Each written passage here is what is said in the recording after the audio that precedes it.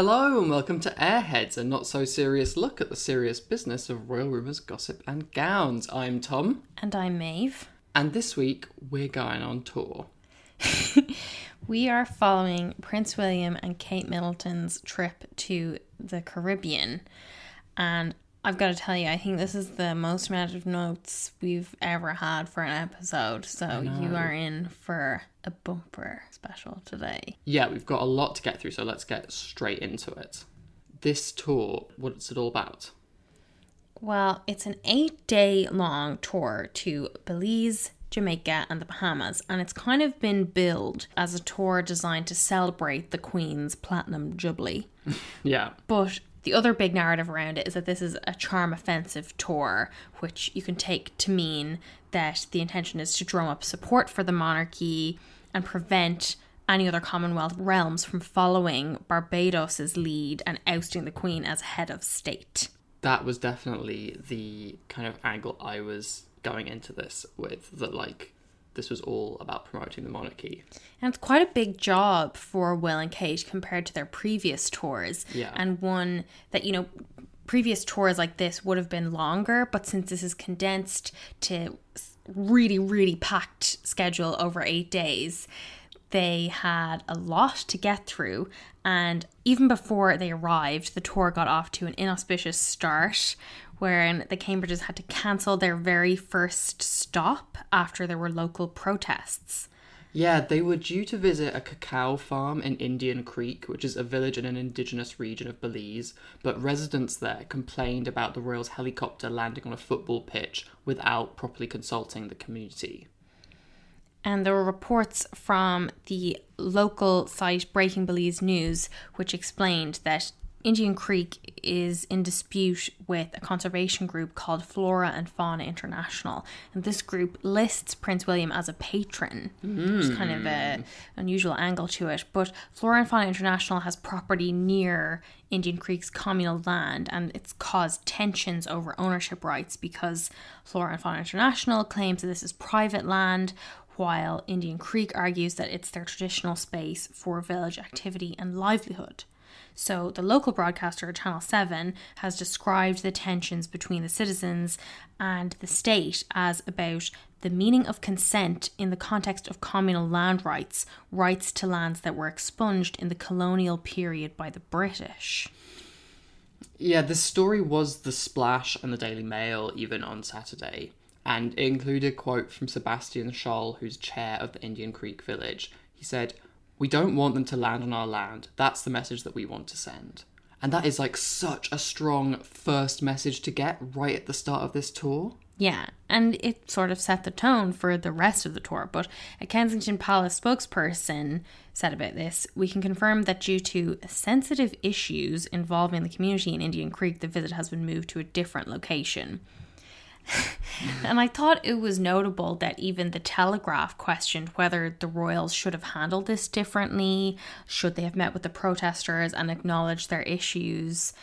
Can't imagine that happening. But yeah, we should mention that there was also a counter-protest, though, criticising what some of the village's residents called the selfish and rude approach to Will and Kate's visit. And another local broadcaster, PGTV, reported that the size of that protest was much larger than the initial one on Friday.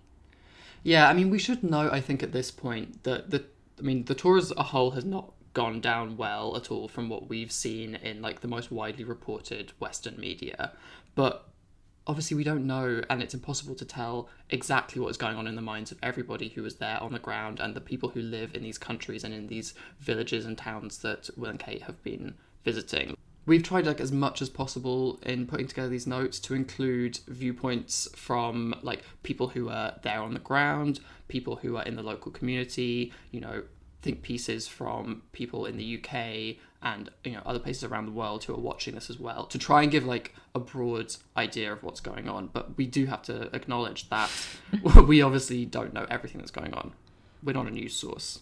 Yeah, and we're not doing this podcast as journalists or anything. I found, like, following this tour, I mean, it was unlike any royal tour that I've ever followed before, but also I felt quite overwhelmed in, like, trying to get a sense of what was happening in this tour. I think that kind of crystallized a little bit towards the end of it, when everything was kind of piling up. But, you know, I do apologise in advance if we've missed some details that you guys think are very important. Of course, if you want full reports on all of these, there are any number of news organisations that you can check, particularly those based in Belize, Jamaica and the Bahamas. Yeah. But in any case, like, this protest against the landing, it immediately cast a huge shadow over the start of the trip. And, you know, it's really set the tone for the days that would come after. Beginning with day one. So Will and Kate flew in on the government's RAF VIP Voyager jet. Not just any Voyager jet. You've all seen this plane before. It's the one the royals use when they travel in an official capacity, and it's only available to members of the royal family and government officials.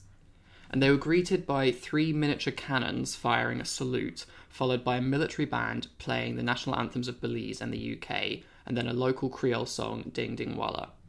And the other thing they did on that day was go to meet the Prime Minister, Johnny Burkeno, and his wife, Rosanna, who's the country's special envoy for the development of families and children.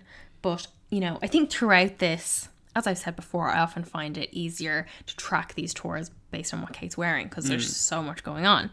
And I thought it'd be easier if we just sort of talked about the outfits as we go along, rather than doing a big pile of them at the end. Yeah. So the first one was a cobalt blue dress by Jenny Packham, one of Kate's favourite designers, British designer, clearly designed to match the blue of the Belize flag. And I felt like there was an awful lot going on here.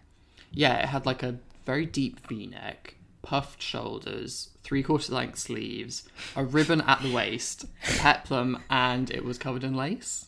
Yeah. Over-designed, maybe?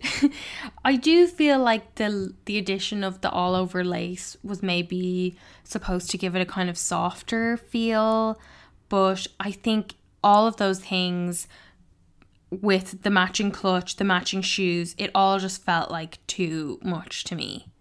I do have to say, though, it was very, very royal. Yeah. Like, unmistakably Kate. I feel like this is one of the kind of few times where you can't really say, oh, she's cosplaying the Queen, or she's cosplaying Diana, or she's cosplaying Meghan Markle. Yeah. This is like a Kate look. Yeah, exactly. Textbook Kate. Even though it's not a coat dress. Then on the second day, they visited a cacao farm. They did get to one in the end, but it was a different one than they had initially planned. And it's the Maya cacao farm in the coastal town of Hopkins. They tasted some chocolate while they were there, and they ground cacao with a pestle and mortar and talked about how jealous the kids would be. I do think, you know, obviously this was intended to be a visit to learn about the history of cacao and Maya culture, but it really seemed like a tourist trip. Yeah. And obviously that's part of the trip, but it was interesting to start it out this way. Yeah. And I think, you know, going forward, it is striking the kind of engagements they did and whether they were chosen because they made like fun, attractive pictures, or what kinds of aspects of the local culture and customs they were showcasing. Yeah. Because they then went to see some dancing. They were shown around the village of Hopkins, and they did this kind of walkabout. They greeted residents, and then they got to see a performance by a children's dance group who invited Will and Kate up to dance with them, which is honestly my nightmare. I know, like, it's not as if they could say no. No, of course. But, my God, this was difficult footage. Yeah. I mean, such, like, mum and dad dancing in the most cliched way. Yeah, very, very funny. Yeah. They then planted a tree to mark the Jubilee. Kate wore this blue, red and white floral dress by Tory Burch. So it's like a nod to the colours of the Belize flag. And she wore these earrings with it by Cézanne, which is a French label that came under kind of considerable fire in January. So it emerged that Cezanne had filmed an ad in Mexico, and they paid an elderly indigenous woman the equivalent of $10 to dance in one of the brand's jumpers. So Cezanne was then accused of treating Mexican indigenous cultures like a zoo and treating this woman like she was a prop, rather than as like a dancer or a model in the way that they would in a usual ad campaign. And so this was followed by condemnation from Mexico's National Institute of Indigenous People, which is a governmental agency. And so then they later, following all of this, the company Cezanne issued an apology. Yeah, and it is like a bit more complicated than that, but that's just like a brief summary of what was going on. And this was in January. So you would think that would be the kind of thing that somebody would catch and think, you know, maybe we don't need this pair of earrings, or indeed these 3 pairs of earrings, because I believe Kate wore 3 pairs by Cezanne on this tour, which I feel is pretty ill-advised. You know, a quick Google search would turn this up for you. I do think, you know, we could point out here that Kate's stylist, Natasha Archer, had a baby in late December, so she's currently on maternity leave. Presumably these outfits were planned months in advance before this came out in January. Although, you know, I have to say, similar concerns didn't stop them from dressing Kate and Dolce & Gabbana. Yeah. In any case, I do think it could be an indication of how rigidly planned the wardrobes are, and also that they maybe don't have anyone checking on these kind of more delicate issues. Yeah, I mean, I've been thinking about it a bit, and I don't think the fact that the stylist is on maternity leave is an excuse for her wearing these earrings and for this incredibly rigid wardrobe. Like, this is one of the most important parts of a stylist's job.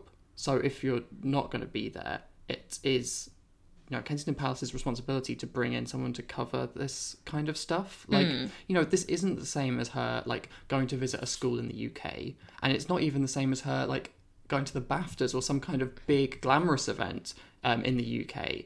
This has so many more eyes on it, and is, like, you know, speaking volumes in terms of, like, politics and soft diplomacy.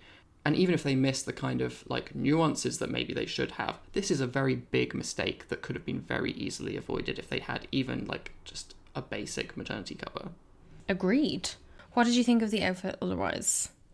I liked the print on the dress, but I have generally had quite a lot of questions about the wardrobe direction on this tour. Yeah, I think this was kind of an early indication that Kate would be treading a sort of tricky line with her wardrobe on this tour, between the more traditionally royal outfits, like the arrival outfit, and the more casual looks that can read as quite touristy, like obviously upscale, affluent touristy, but touristy, particularly with things like the earrings and the woven clutch bag that she had at this part of the engagement. Like, she'd never wear something like this for an engagement in the UK. Yeah, we're all going on a summer holiday. Yeah, and I think that's something that you have to bear in mind. Yeah.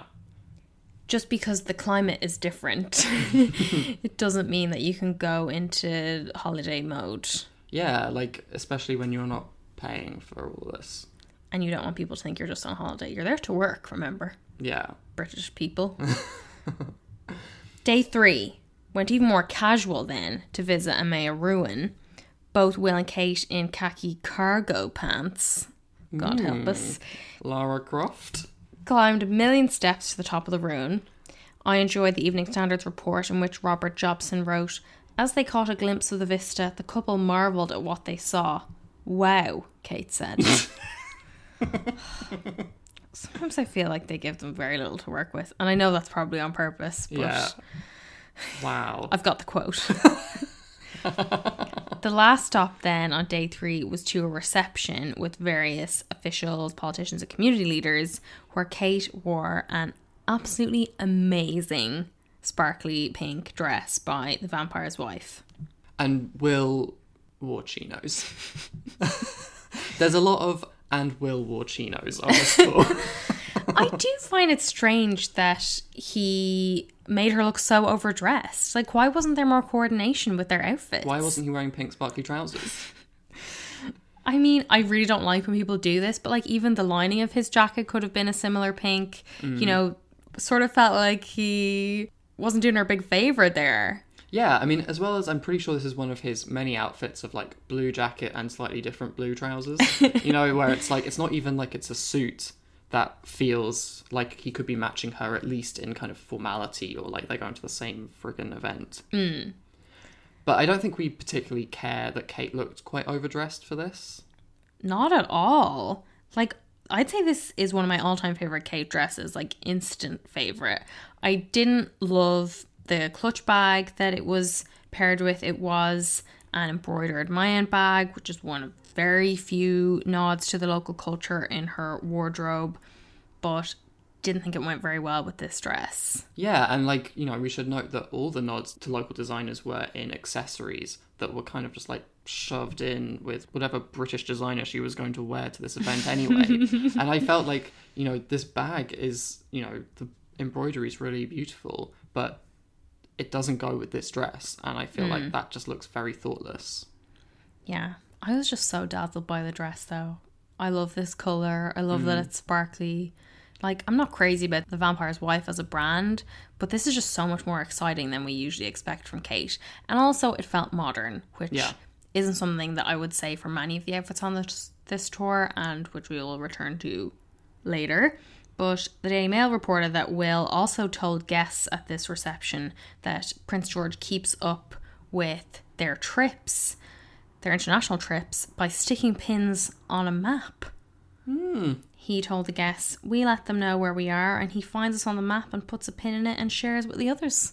Which I'm sure Charlotte loves being summoned in to look at the map with George.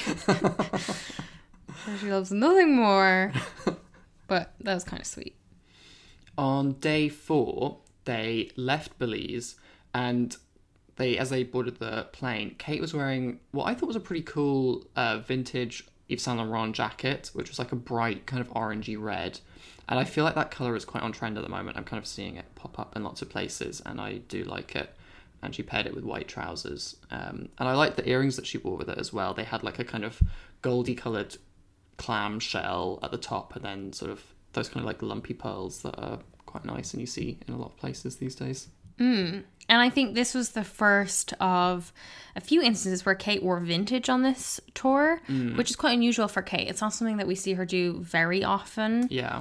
And one of the things that stood out to me was that they said that this was something that she's had since university. Wow. So I don't know if that means that she bought it when she was in university, or perhaps it was her mom's or someone in her family's or something. Yeah. But that's not something that we usually hear about Kate. So, you know, I wonder what other kind of vintage gems she has lying around at home.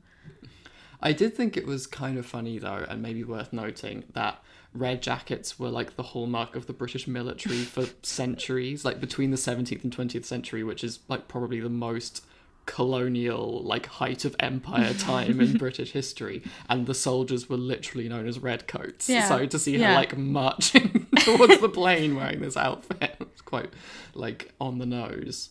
I loved her shoes as well. They're like white and gold slingback sandals. Yeah, they were cool. But the Cambridges also shared footage of themselves scuba diving on this day. On social media, yeah. Yeah, like, I mean, like you're saying about tourism, like there's a big benefit from a royal tour is like the attention it can bring to a place. And we do understand them doing these kinds of activities. But it really does strike me as kind of like holiday stuff, like holiday activities that they don't have to pay for. Tom, my question for you is, Kate is wearing her engagement ring, the Diana ring, in the video. Is she actually wearing her ring? Or is it like a replica or something? Oh my god, that's so interesting. I wonder, did they have like a glass replica of the ring that she can wear for events like this? Because it's so recognisable. But, you know, I feel like, you know that episode of Kardashians where like Kim... That's what it would be like. Yeah, it would actually be that serious. People would be like, who cares that people are dying? Kate's lost the ring. If it like fell off her finger and then a shark ate it, it would be like Jaws, everyone hunting the shark. I do think it's notable that, you know, since we mentioned this video, they've taken quite a different approach to their socials on this tour. Like, they have hired Matt Porteous, who is a photographer that did Kate's 40th birthday portraits. He does a lot of, well, he's done royal portraits. He's also done like wedding photography, but he also does a lot of environmental photography. And, you know, I think that's striking, but also you can tell from the look of their grid at the moment that the kind of tones that he's using are very different from what we usually see in like Chris Jackson, for example, the Getty photographer that the Cambridges usually work with. And the kind of pictures that they're choosing to post, I think, are very remarkable as well, especially the ones they're choosing not to post. But we'll get onto that in a minute, because day 4 brought us to Jamaica. This was like a part of the tour that we were pretty highly anticipating, particularly because there's a very strained relationship between Jamaica and the UK. Right off the bat, Jamaica's the only Commonwealth realm whose citizens need a visa to travel to the UK. Like, very exceptional. And because there is this visa requirement, it means that the UK runs deportation flights back to Jamaica. And, like, you know, they're deporting people who are not criminals. They are people whose visas have run out. And one of these flights was actually delayed until after this tour to try and avoid any uncomfortable conversations or protests about the situation. And, like, as we're going to see, like, this didn't really work in their favour at all. But that's such a sneaky thing of them to do, isn't it? Yeah. There's also, of course, the Windrush Scandal, which we've spoken before about on the podcast, which had to do with people who were born in the Caribbean and came to the UK as children during the 1950s and 60s, where they experienced severe problems with their immigration status because they had never formally naturalised or applied for a British passport, because they were promised the right to remain indefinitely by the government at the time. Yeah, so they're the children of the Windrush generation. This was like a whole generation of people who came to the UK because they were specifically invited to come after World War II to help with post-war rebuilding. So they're all here legally. They were guaranteed the right to remain, but then as tighter and tighter immigration rules came in the years and decades that followed, including the hostile environment policy under Theresa May in 2013, Theresa May when she was Home Secretary. So they then were asked to prove their status, and despite having lived in the UK for, like, some of them, like 50 years, they didn't have the documents to prove it because the Home Office had, like, lost or destroyed or failed to check them. And they were treated appallingly by the UK government. Yeah, at least 850 people were wrongfully detained between 2012 and 2017. 83 were deported despite having the right to live in the UK. And a lot of this was made possible because the Home Office had destroyed thousands of landing cards in 2010, which for many people were the only record of when they had come to the UK. Yeah, and, you know, we can pin a lot of this on Theresa May, who was Home Secretary at the time and later obviously became Prime Minister. And a large proportion of the people affected by this in the Windrush generation were originally from Jamaica, and they are still awaiting compensation. So the scandal is like a very real and current source of pain for so many people in both Jamaica and the UK.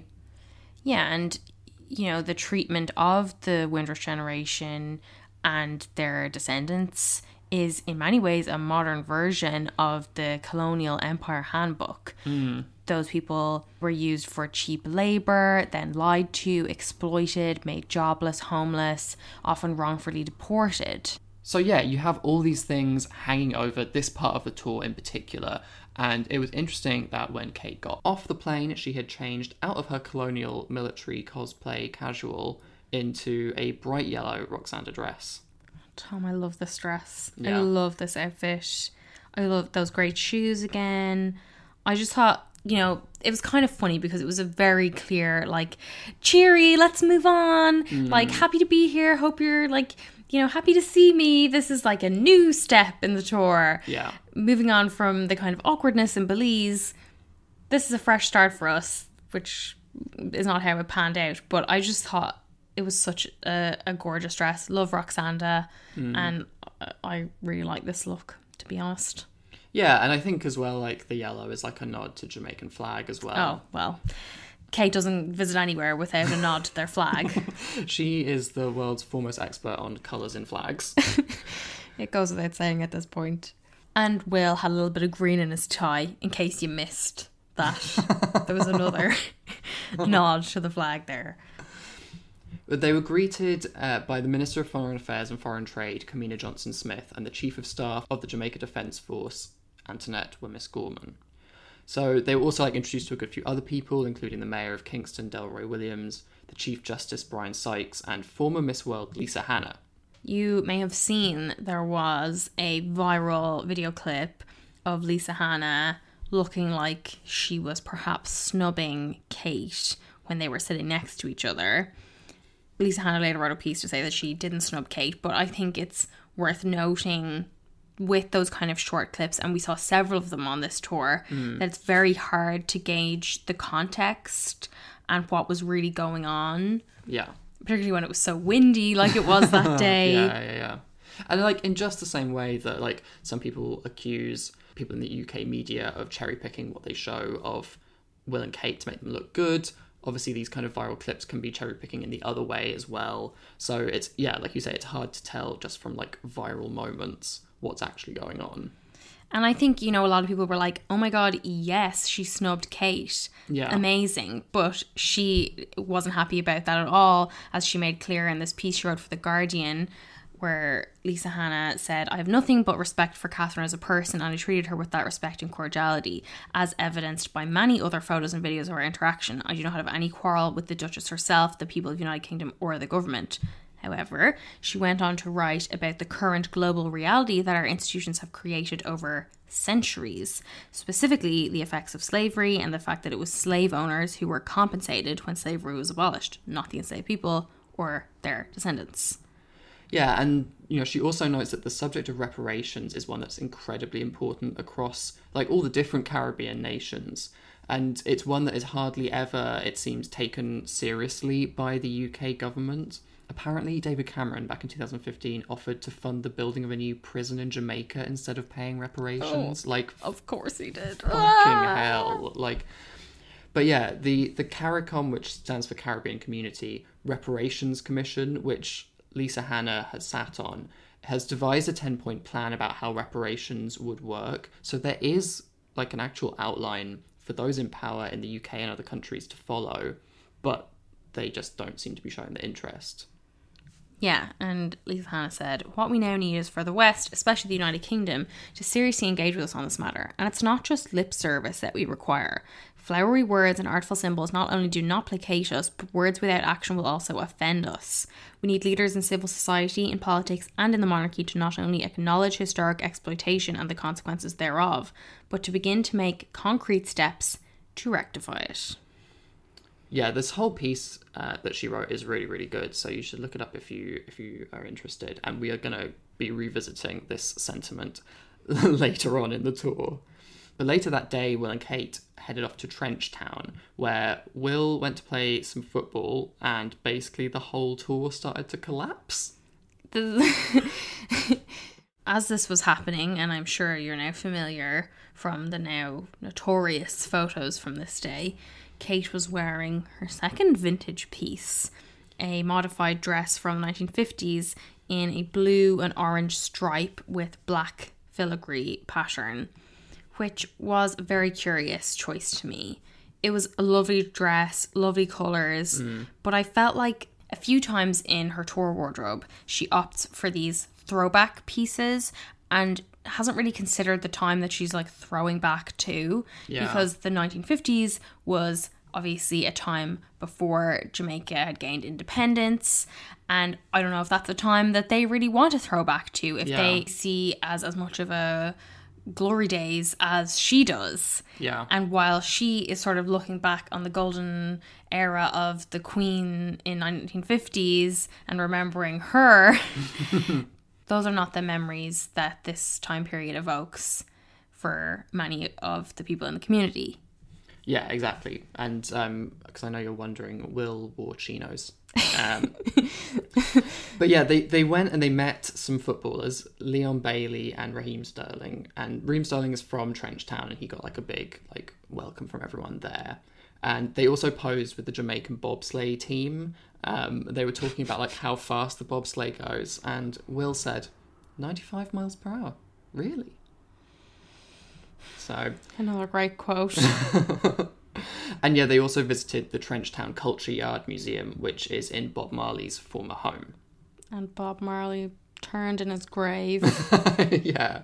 There's this incredible photo of them posing with a statue of Bob Marley. Oh my God. Which... torturous. It's so awkward. And I did love the pictures of them at the jam session playing traditional Jamaican drums. Just humiliating. Yeah. But no one's interested in those photos. No one cares about them, very understandably, because we got another image from this day that was so spectacularly bad for the perception of this tour that it almost like doesn't seem real to me. Yeah, when I saw it, I wondered if it was like possibly doctored. I was so shocked. We're obviously talking about the images of Will and Kate touching the hands of local people that are being pushed through a wire fence.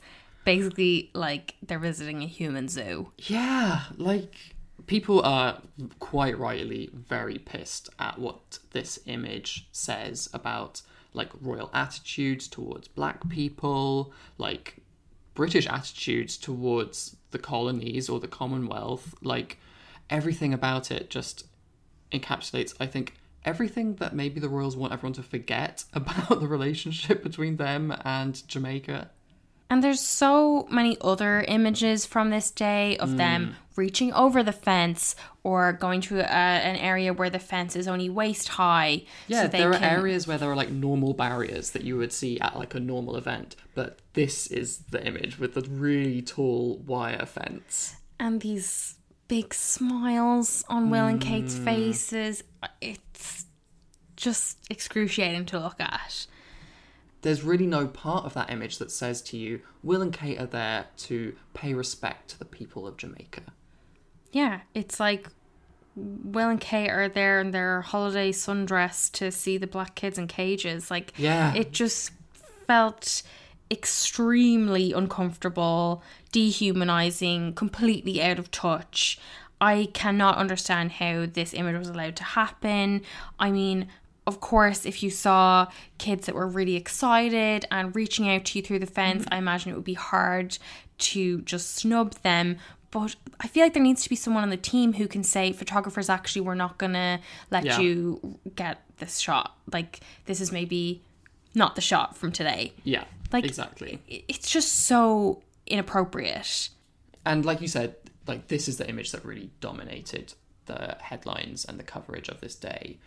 And I thought there was a really interesting piece in the Jamaica Observer that discussed the warm welcome that Will and Kate received in Trenchtown.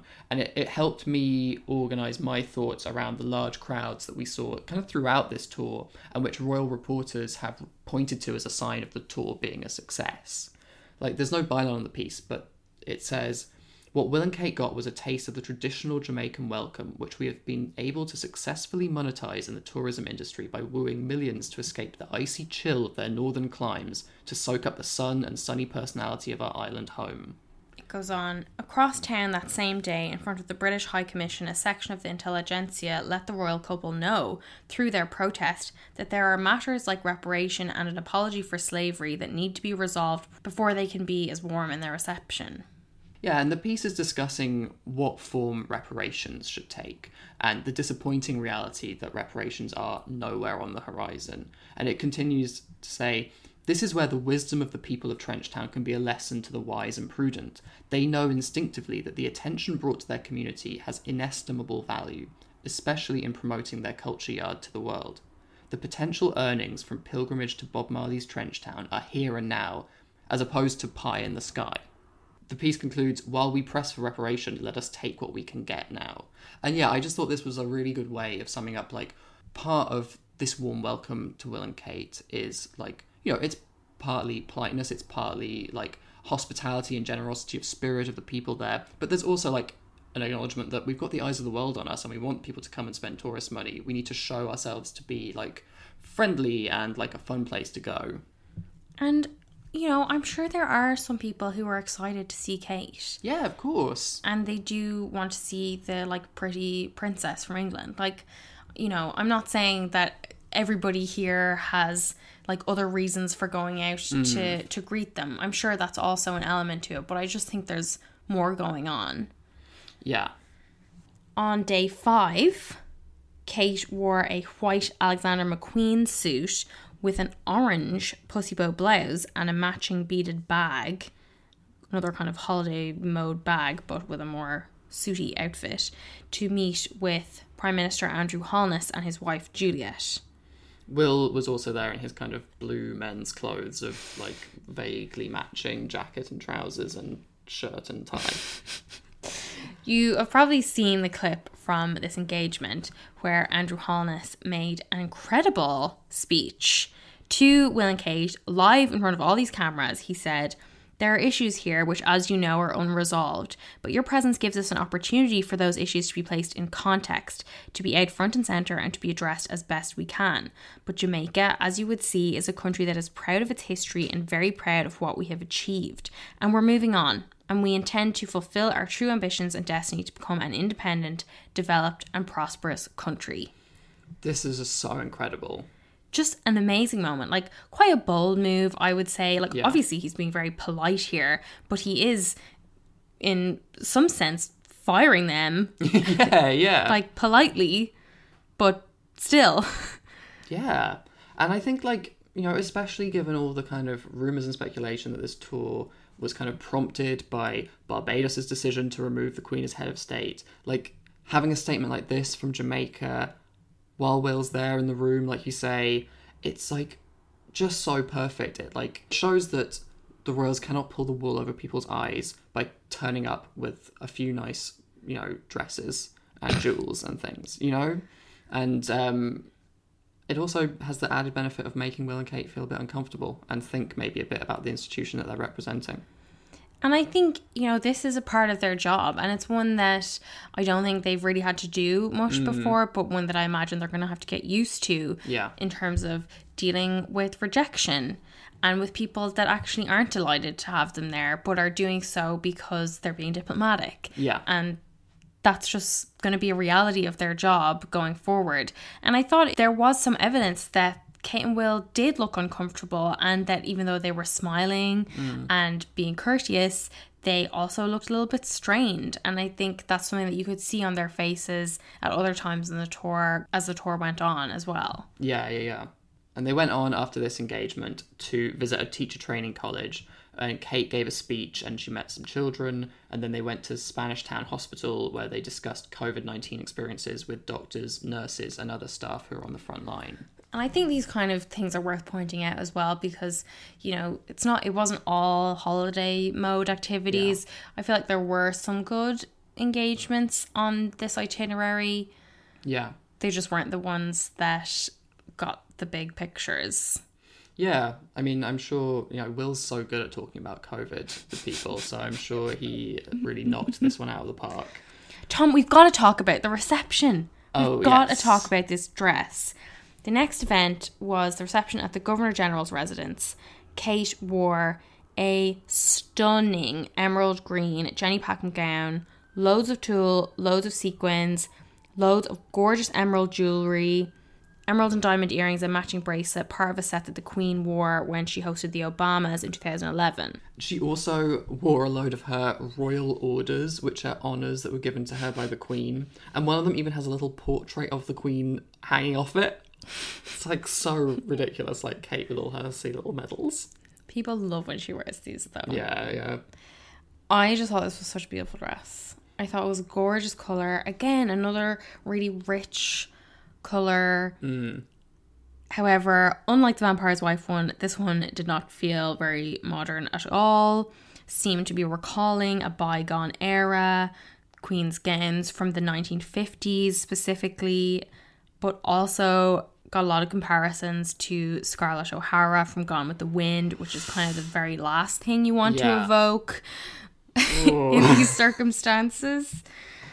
But other than her dress, the big thing from this event was Will's comment on slavery. And like we'd heard ahead of time that he was planning on making a comment, quite possibly in response to an open letter that came from a coalition of Jamaican politicians, business leaders, doctors and musicians called the Advocates Network. This is a letter that said, "We see no reason to celebrate 70 years of the ascension of your grandmother to the British throne because her leadership and that of her predecessors has perpetuated the greatest human rights tragedy in the history of humankind." Boom. Yeah. Wow. Incredible letter. Amazing. The letter urges the Queen and the UK government to give an apology for British crimes against humanity, including but not limited to the exploitation of the indigenous people of Jamaica, the transatlantic trafficking of Africans, the enslavement of Africans, indentureship and colonialisation. Also notes that William and Kate are direct beneficiaries of the wealth accumulated by the royal family over centuries. Wealth that therefore includes profit from slavery. And Will gave pretty much the exact comment that you would expect. He said, "I strongly agree with my father, the Prince of Wales, who said in Barbados last year that the appalling atrocity of slavery forever stains our history. I want to express my profound sorrow. Slavery was abhorrent, and it should never have happened." Bare minimum. Yeah, and also deferring to his father's comments, as per my previous email that my daddy sent. Well, no, I thought that was actually very unusual. Yeah? Because we don't often hear him align himself with his dad. He's usually like, That's true, yeah. He's the old fogey and I'm the new young blood. It's like Will versus Charles a lot of the time. So to align himself with his father, I thought was quite notable.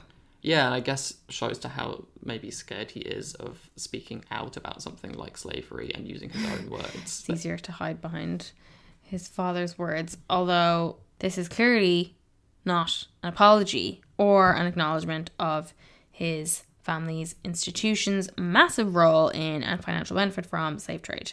I thought there was a good quote from Professor Vereen Shepherd, who is Jamaica's leading voice for reparation. She said the statement didn't go beyond sentiments voiced by a lot of other British leaders. "I'm sure he got instructions. Please don't say apology. Don't use that word because you're going to commit the British state to reparation." She was quoted in the Telegraph. Yeah, and to go back to Lisa Hanna's Guardian piece as well, she said, "Condemning slavery with no action, as both Prince Charles and Prince William did, is not particularly bold, nor does it show courage. I would hope that this rhetoric is a start and not an end to their journey on the issue of reparations and justice."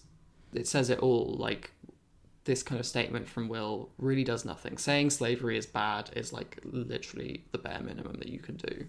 Yeah, and I think this speech will be memorable only for all the things it didn't say. Yeah, exactly. Now, day 6, the military parade. This was a military passing out parade in Kingston, a sort of inspect the troops type setup, and Will and Kate were driven around on the back of this ceremonial Land Rover that had been used by the Queen and Philip back in 1962 when they were there. Yeah, and I remember hearing about this back at the start of the tour, that they were going to ride in the same Land Rover as the Queen and Philip, and that was kind of one of the key set pieces for the tour. But this was not what I imagined. No, because when you hear that, you hear about what monarchists love to talk about, which is the Queen drove Land Rovers in the war! And you think, everyone likes to think of her as, mucking in and sort of being a, fun old granny in her Land Rover up in, Balmoral or whatever. Not this kind of thing. Yeah. Wow. This was, I would say, the biggest mistake they made on this tour. Mm-hmm. Quite possibly the biggest mistake either of them have made in their royal careers to date. Kate wore a blinding white lace dress by Alexander McQueen with a Philip Treacy hat. And it was just, everything about this outfit was wrong. The whiteness of it, that suggestion of purity, all the symbolism that's attached to the colour white, especially when she's surrounded by black faces, is extremely tone deaf. Yeah. To me, also just the whole design of it, again, had that throwback element to it that is the very last thing you want to be doing here, that she obviously thought would be a nice callback to the Queen. It is very similar to a dress the Queen wore to a garden party in Australia in 1954, not what she wore while in Jamaica. But I think the formality of it, the whiteness of it, it is recalling colonial overlords. Yeah, especially with Will there in his full military outfit as well. It was a breathtaking throwback to a time that is so different for white people to reminisce about than for black people, and especially, you know, like Jamaican people in their own country watching these people arrive and drive around in a Jeep dressed like this.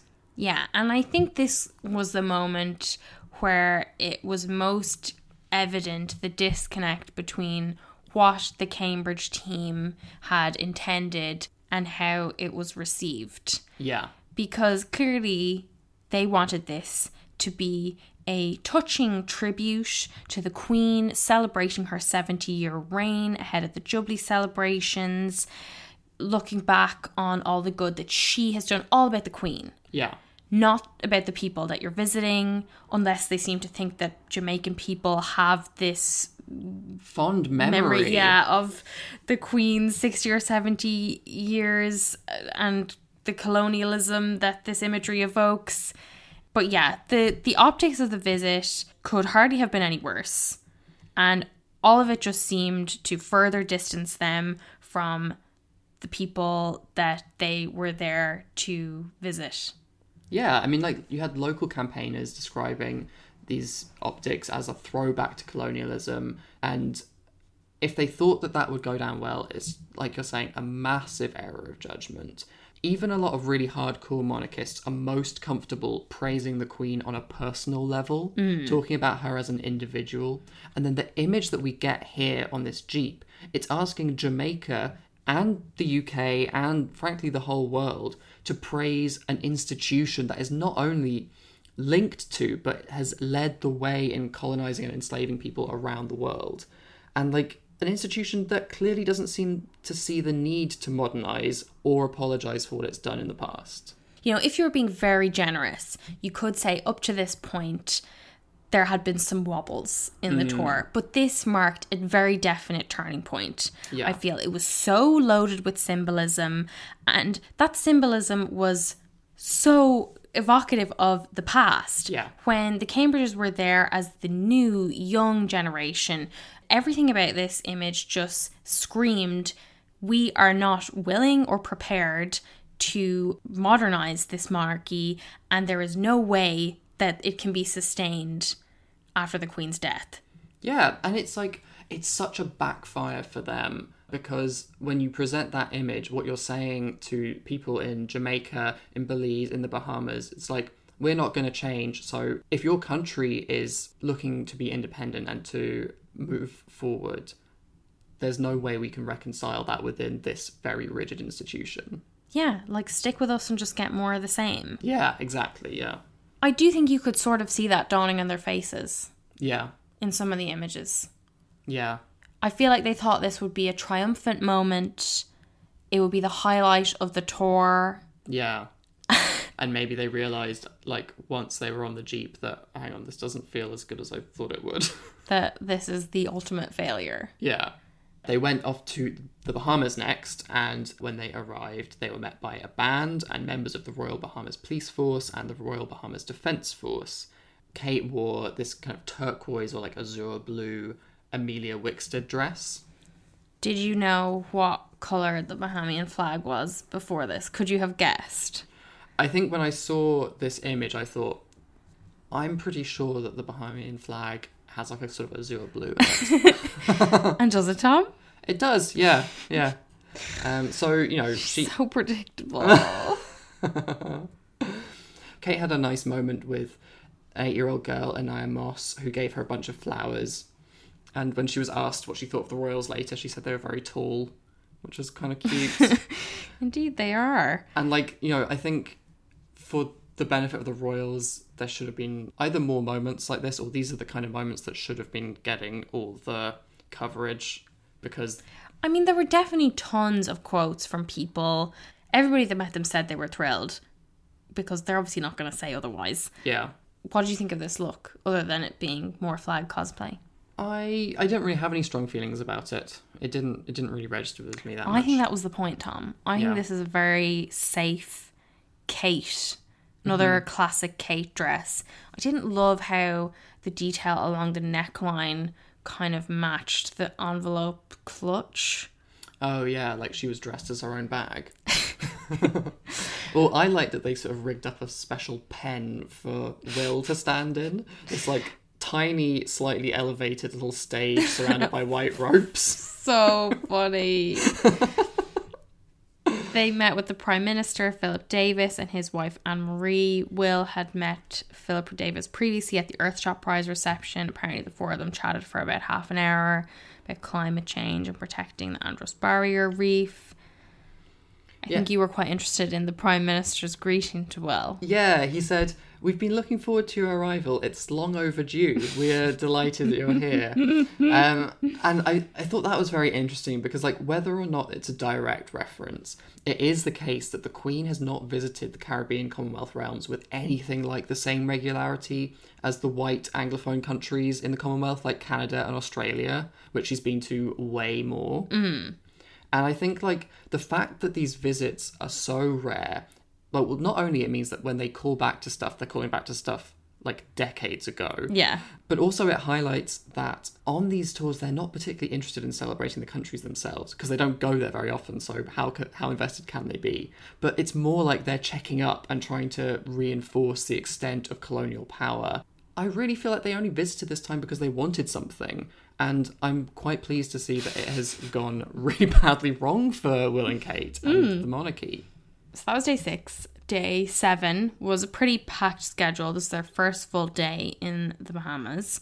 They went to Sybil Strachan Primary School. You've probably seen that it rained a lot while they were there. And Will apparently joked, "We've brought the weather, haven't we?" Love when the British joke about weather.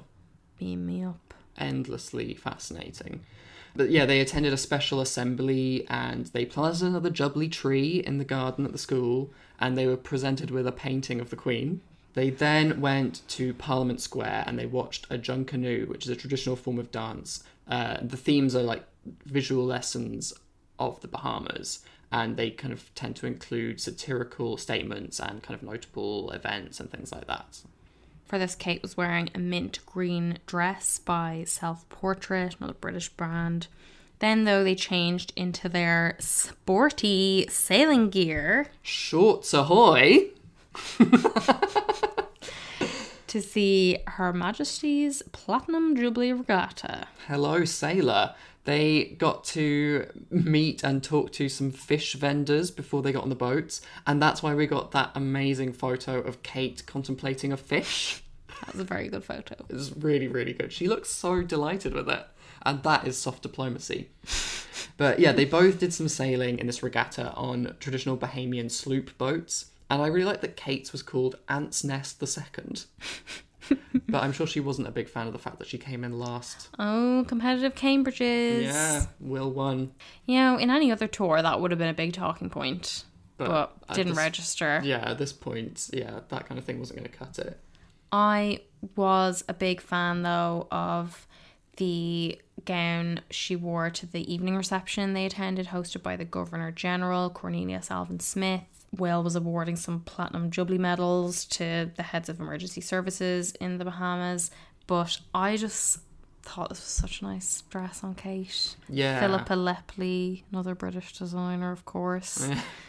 But it was gorgeous. I really think those 3 dresses, the evening dresses she wore, are maybe my favourite series of evening dresses Kate's ever worn on a tour. And it's just such a pity that it was this one because they're all wrong. Yeah, definitely. The big news for us from this event was that it came just after Belize announced that, like Jamaica, they would start the process of removing the Queen as head of state this year.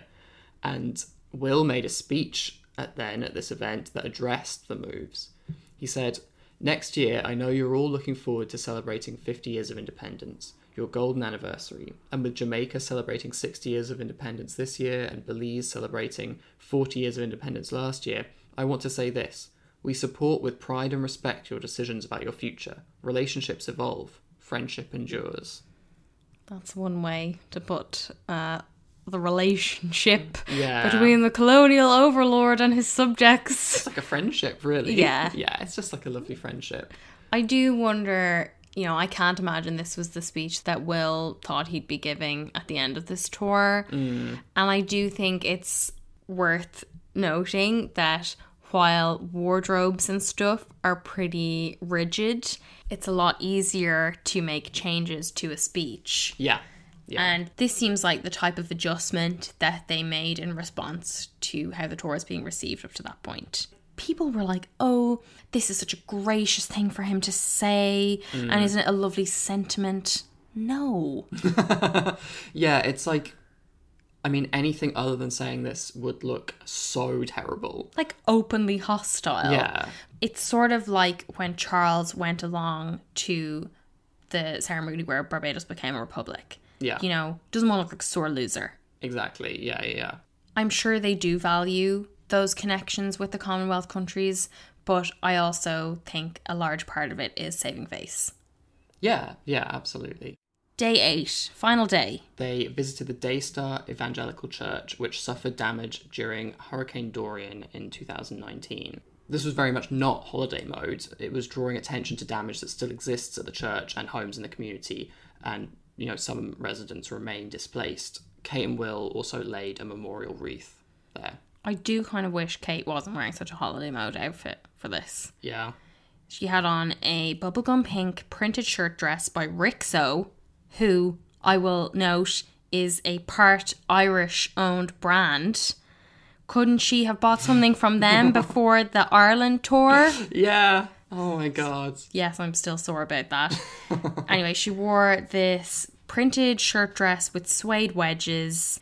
Everyone else she met was in smarter clothes. It just felt like she sort of stopped by on her way somewhere else. Suede wedges to visit hurricane damage just seems like maybe not appropriate. It was, I do think, a more suitable outfit for their next visit to a children's home in Grand Bahama. And the Mail reported that Will and Kate have also vowed to return to the Bahamas with their kids someday. So, haven't seen the last of them, Bahamas. And I hope they pay for that themselves. I will say that we are recording this before the final events of day 8. Yeah. So if anything major happens, we can do a little update here. And we do have a quick little update about the Cambridge's departure from the Bahamas, mostly to note Kate's outfit. Oh boy. An extremely 80s Alessandra Rich dress. Ruffled collar, puff sleeves, pleated peplum, crystal buckle, faux pearl buttons, yellow floral print, silk jacquard woven with polka dots, white clutch bag, white pointed heels. A lot going on. So much going on in this outfit. Oh my God.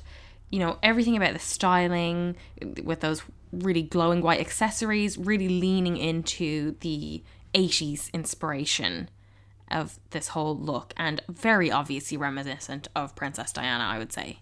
Yeah, what is the purpose, do you think, of ending on this note? I think this look, combined with the fact that Will had previously visited the Bahamas as a child on holiday with Diana and Prince Harry, you know, something he mentioned on this latest tour when he called it the best holiday ever in one of his speeches. And then on top of that as well, you have the Mail's report that we just talked about William and Kate's plan to return to the Bahamas with their kids someday. All of those things together, I think, suggest that the Cambridges wanted to conclude this tour on a note of personal nostalgia. Yeah, it makes so much sense to me because they've totally fucked up by representing a hideous institution and everyone being like, holy shit, why are you doing all this colonial stuff? So clearly they want to do a bit of a 180 or something and make everyone think about them as a lovely family and remember Diana. You love her. I don't even think it's about doing a 180 though, Tom, because this outfit would have been planned all along and they knew they were ending in the Bahamas. So I would imagine that this was always the note that they wanted to conclude the tour with, to have this memory of Diana so that they would have the nod to her, just like they had all the nods to the Queen along the way. It seemed to me to be, again, emphasizing the focus that they've had throughout this tour on the royal family and celebrating the royal family and their fond memories rather than celebrating the people that they're visiting. Yeah. And I do think they probably thought this would be a sweet, touching moment, much like we were just saying about the military parade in the Land Rover. They thought that that would probably evoke quite a different response than the one it did. Yeah. And I think this also just backs up that point that I'm now convinced that they were really just thinking about themselves the whole time. So you think it was always the plan in their mind to like end on a really hideous dress? A hideous dress that cost £1,655. Fucking hell. Surprisingly not sold out yet, actually. I think we should move on to our final thoughts. Yeah, so before we get into our thoughts on the tour in general, let's talk wardrobe. You may have noticed the amount of times that we mentioned that Kate wore British designers on this tour. And aside from a couple of pieces of jewellery, Kate didn't wear any local designers, which seemed to me to be such a departure from their last big overseas tour, the Pakistan tour, where that was such a focus. And, you know, that was one of those times where Kate was being hailed as the queen of diplomatic dressing. Even Will wore local designers. You know, that seemed like such a concerted effort to honour the host country. And it went down so well. It would seem like something they would be like, okay, we need to do that again. Exactly. And I think, you know, as we've said many times on this podcast, and as many of you already know, royals, particularly royal women, exert a huge amount of influence and soft diplomatic power through what they wear. We've seen in the past what a difference that can make, particularly financial difference in terms of exposure to smaller independent brands. I just was so disappointed by her choices on this tour. Yeah. And I think as well, you know, like I said, there was the tricky balance between the royal dressing and the holiday mode dressing. There was also a tricky balance between the throwback outfits and the vintage and the 1950s style gowns that she wore. Those seemed to me to be a totally wrong fit for this tour. Lovely dresses, but not for this tour. And on top of that as well, there was the incredible extravagance of this. I haven't seen yet, I'm sure they'll do it once the tour is over, but they haven't like totted up how much all the outfits cost, but I can imagine it's going to be a pretty astonishing sum. Yeah, I imagine it'll be huge. And I mean, I do think there's like a fine line they have to tread putting these wardrobes together, because, you know, it's on the one hand a show of respect that, like, you know, we have these nice new outfits, we're not going to, you know, wear any old thing. But also you have to, like, bear in mind, like, taxpayer expense of these kind of things. And it's a difficult balance to get right. I tend to feel like they don't get it right very often. So I'm interested to see what the number is and what the press makes of it. I think I would mind less if she had spent a lot of money, but she wore a lot of local designers. Yes. But the fact that she's wearing a lot of brand new Jenny Packham, McQueen, British designers doesn't sit well with me. Yeah, I mean, it's almost like this tour was about how great the UK is and not about the host nations at all. And I think everything else about this tour has cemented that. Yeah, exactly. But what would be your favourite looks? Oh, so tough, Tom. I really did like those 3 evening looks. Mm-hmm. I could only really highlight the Vampire's Wife one as one that I thought actually suited this tour, even though we didn't like the bag with it. Yeah, and I think I'd agree with you that was my favourite dress from the tour. And of the day wear, the yellow Roxana dress, which I thought was just flawless with the shoes and everything. I love that so much. I did, like I said, I really liked that YSL jacket, the bright orangey red one. But, you know, with all the like military overtones, it maybe wasn't right in this context. I think the biggest question from this tour that everyone's had is it the worst royal tour ever? Or at very least, the biggest fuck up in Will and Kate's career to date? I would say yes. I do think it has been striking to see how the coverage of the tour has evolved as the week has gone on. And like we were saying earlier, that at first it seemed like a lot of the media coverage was very flattering, very, very favourable, very generous about some of the wobbles, as, you know, is like a neat way of putting it, or it's like a polite way of putting it. But that as the week went on, you kind of couldn't ignore it any longer. And there were so many missteps that the coverage turned pretty sour for the royals. Yeah, I think like on the ground and, you know, in local news, like despite the warm welcomes that they definitely got and that we've talked about, it didn't seem like the press coverage was that much better. Tyrone Reed, who's an associate editor at national newspaper The Jamaica Gleaner, said that it was dubbed in the UK media as a charm offensive, but I'm not quite so sure it came off that way. It wasn't a royal failure, but I wouldn't quite deem it a regal success either. And he went on to say that local publications had devoted considerable column inches to the views of a growing number of Jamaicans demanding the British monarch and British state apologise for and accept its role in the abhorrent slave trade of years ago. And Cynthia Barrow Giles, a professor at the University of West Indies who has researched the British monarchy in the Caribbean, said that although a quiet minority in Jamaica were supportive of the Queen as head of state, there was a great deal of antipathy and resentment toward the monarchy, and that the visit smacks of political opportunism and is disturbingly self-serving. Which, true. Yeah, absolutely. And like, as we said, the reception in the UK went rapidly downhill. I think it even started off, like we said, on the wrong foot with the Daily Mail's front page on the day the tour began, covering the protests in Belize. And then it just got worse and worse as first Jamaica and then Belize announced formal plans to begin the process of removing the Queen as head of state. Like this year as well. Like, I think, you know, it's one thing to analyse the pictures that came out of it and to speculate about how well or badly the tour is going. But when you have, like, these, like, pretty concrete moves being made by government officials and being announced, that is a very easily measurable unit of success or lack of success on this tour, I think. And I think it's so interesting that they did this just after Will and Kate visited.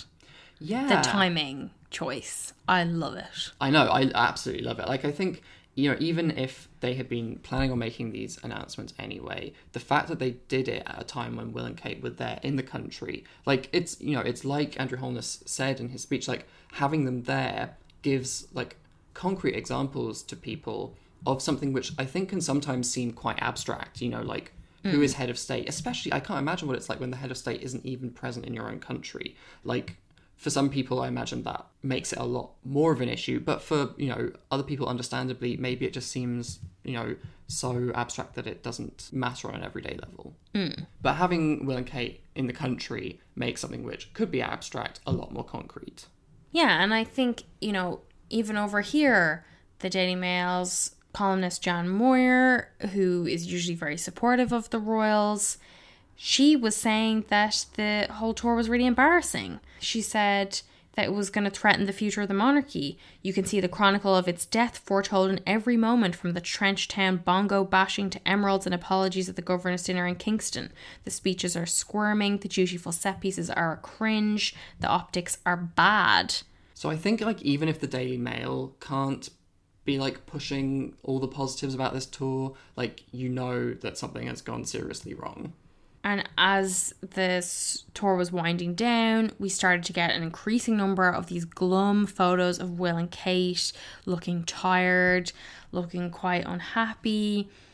And on top of that, the Sunday papers had stories about a rather candid assessment of the tour that Will gave on Saturday night, where he told reporters this tour has brought into even sharper focus questions about the past and the future.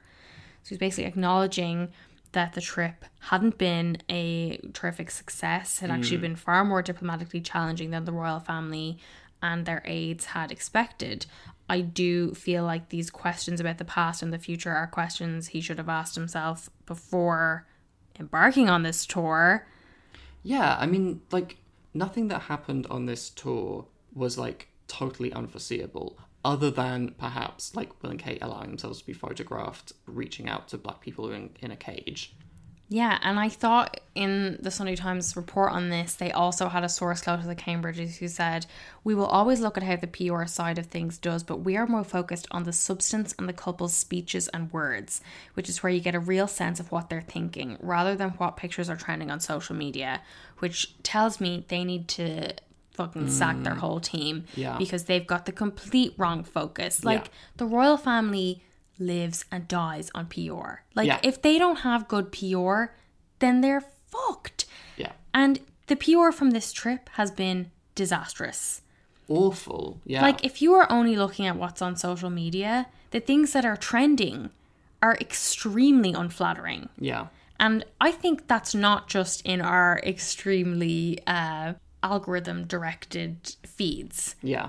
You know, those pictures were everywhere. Exactly. And, these are the pictures that have managed to, reach columnists for the Daily Mail and things as well. So they probably have very different algorithms than we do. And it's still what has been dominating the conversation online. I've been interested to see who is blamed for this, basically, because we've seen some people like the royal biographer Tom Bower suggest that it's the Foreign Office's fault, that they should have planned a better tour for Will and Kate to avoid these kind of pitfalls. I've seen other people blame Will and Kate's staff, saying that they didn't anticipate these kind of challenges. I think that reflects badly on Will and Kate, and that they get such credit for hiring people from the Prime Minister's office or whatever, big like Tory heads to come work for them, and how they're taking such a political approach to their statesman-like role or whatever. And then those people are clearly not serving them well if this is the kind of thing they think will help Will and Kate and help Britain, because as Max Foster at CNN pointed out, the key point of a royal tour is to promote brand UK. And as he said, the big question now will be whether the current format of royal tours is still the most effective way of promoting Britain and strengthening their ties with the former colonies, because I would say no, it's not. Yeah, Will and Kate have massively fumbled the ball on this occasion. And I think, when you're talking about blame, you have to think, who would have got the credit if this had gone really well? Will and Kate would have. It wouldn't have been, their team or the Foreign Office. It would have been, Will and Kate have done such a good job of, picking the right people for the job and, making sure they were going in the right direction. So if they would get the credit for something, they should also get the blame if it doesn't go well. I do think it could be a while before we ever see Will and Kate given a tour like this to do, or to see them, back in the Caribbean on work duties. Oh, absolutely. I think my abiding memory from this tour will be the moment that it became crystal clear that Will and Kate are not prepared to modernise the monarchy. Yeah. And that they are not prepared to sustain the monarchy for decades. Yeah. They were so clueless as to the reality of public opinion in the countries they were visiting that they weren't prepared for, the things that were said and the things that they saw, and the things that happened while they were in these countries. They just thought clearly that it would be like any other royal tour where they just kind of smile and nod and talk about their kids a bit and everyone says well done. And Tom, do you think it has reflected well on the UK? Do you feel proud as a Brit? Absolutely not. I feel like I probably say this on every episode now, but I'm just so monumentally embarrassed for my country and to be British. And to have these people represent the UK, I feel like there needs to be big questions over their suitability. Yeah, it's honestly horrendous. I can't apologise enough. I think we've said enough about this tour. If you're still with us, thank you so much for listening. We put a lot of work into this episode, so I hope it was in some way interesting and rounded and gave some insight into this landmark failure of a tour. Yeah. We've also, in case you were here looking for Bridgerton, we've got that on a separate episode because we thought we had so much to talk about here. We would stick the Bridgerton stuff in another episode in which we're also going to talk about the Gilded Age, the HBO series developed by Downton Abbey creator Julian Fellows, which I'm sure many of you have watched, and if not, definitely catch up so you can listen to our other episode. In terms of royal news, which is upcoming, We've got Prince Philip's memorial service, which will feature the first public appearance of Prince Andrew since he settled his lawsuit with Virginia Roberts Giuffre. The Queen should also be there. The Sunday Times had a story that they are designing this whole memorial service to be 40 minutes long to better accommodate the Queen, and that she is doing her best to try to get there on Tuesday, but that her new policy and approach going forward is that she's going to decide how she feels on the day, and that she's always going to have a standby royal there. So, like, for the opening of Parliament, they're now thinking that Charles is going to read the Queen's speech. So that's very interesting. That's coming up in May. We'll obviously be back before then. So thank you so much for listening, and we will either see you in our next episode about Bridgerton or in a couple of weeks. Bye. Bye. Slavery was abhorrent, and it should never have happened.